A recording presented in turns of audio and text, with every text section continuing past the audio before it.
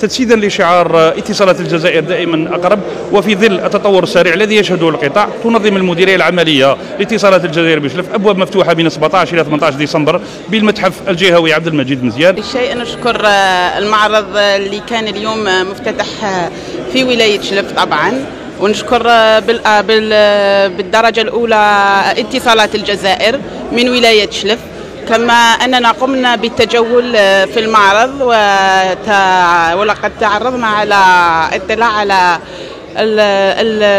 الخدمات، ونشكر كل الموظفين الذين ساهموا على إقامة هذا المعرض بشكل خاص، من الموظف الصغير إلى المدير طبعا، ونشكر جميع من ساهم من قريب أو من بعيد. فعاليات هذه الأبواب تتمحور حول تطور القطاع والآفاق المستقبلية، ترويج العروض التي أطلقتها اتصالات الجزائر في سنة 2022، من بينها عرض الهام التي أطلقته فيما يخص تحديث الشبكة الأرضية بشبكة الألياف البصرية FTTH، حماية الأطفال بواسطة تعبئة بطاقة ADSL، أيضا حماية دعم دروس الأطفال بشحن بطاقات التعبئة.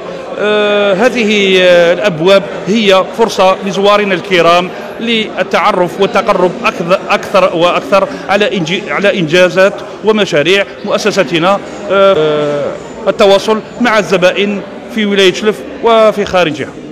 أول شيء نشكر اتصالات الجزائر على هذه الأيام المفتوحة،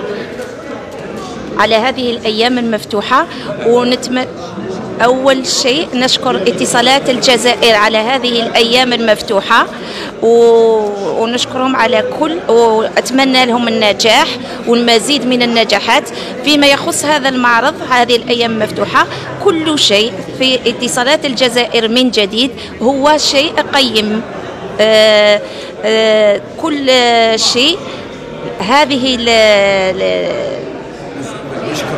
نشكر اتصالات الجزائر على المجهودات المبذولة من أجل تسهيلات الخدمات للمواطن الجزائري والمواطن الشلفي بالدرجة الأولى.